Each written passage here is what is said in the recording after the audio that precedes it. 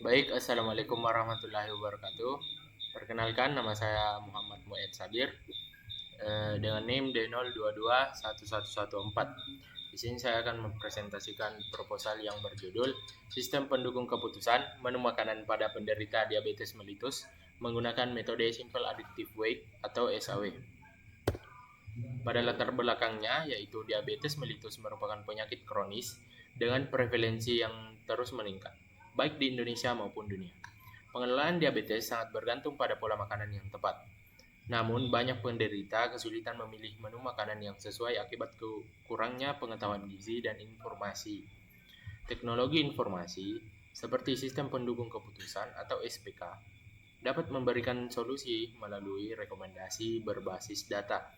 Penelitian ini bertujuan untuk merancang SPK menggunakan metode Simple Additive Weighting atau SAW untuk membantu penderita diabetes memilih menu makanan yang optimal sesuai dengan kebutuhan gizi mereka, sehingga mendukung pengelolaan diabetes yang lebih baik.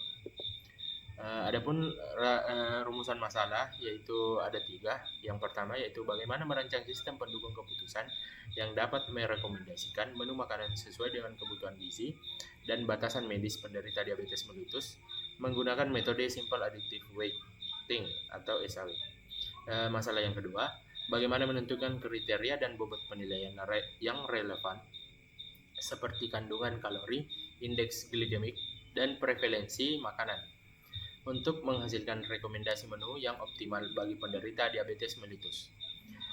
Masalah yang ketiga, bagaimana mengevaluasi keakuratan dan efisiensi sistem pendukung keputusan berbasis metode Simple Additive Weighting dalam membantu penderita diabetes memilih menu makanan yang sesuai.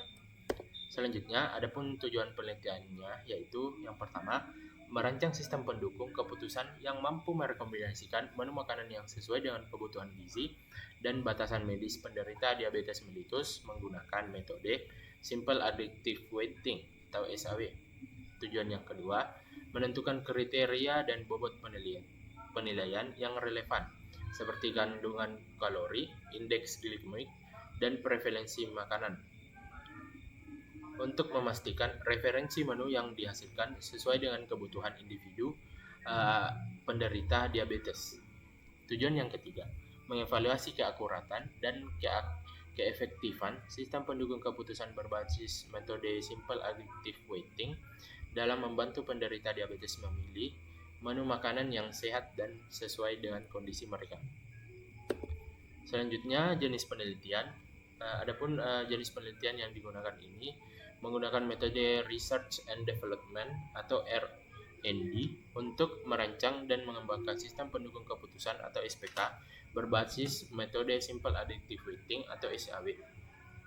Tahapan utama meliputi analisis kebutuhan untuk memahami permasalahan pengguna, perancangan dan pengembangan prototipe sistem yang relevan, serta uji coba dan evaluasi untuk menilai keakuratan dan kegunaan sistem. Pendekatan ini memastikan bahwa sistem yang dihasilkan sesuai dengan kebutuhan pengguna dan siap digunakan. Selanjutnya, waktu dan tempat penelitian.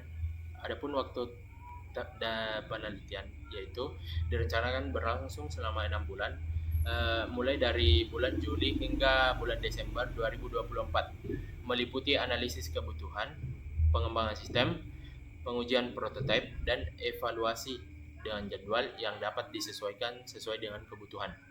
Adapun tempat penelitiannya yaitu dilakukan secara daring dan luring dengan pengumpulan data melalui survei online dan wawancara, serta pengujian prototipe di laboratorium atau fasilitas penelitian terkait, bergantung pada aksesibilitas dan kerja sama pihak terkait. Adapun pada bagian pengumpulan data yaitu dilakukan dengan menentukan populasi dan sampel secara terarah, melibatkan penderita diabetes, ahli gizi, dan tenaga medis.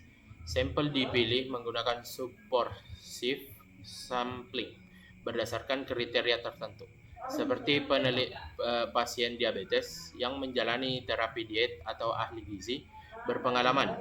Metode ini fokus pada kelompok spesifik untuk mendapatkan data yang relevan. Pengumpulan data dilakukan melalui survei, wawancara, dan observasi untuk menggali preferensi dan kebutuhan nutrisi.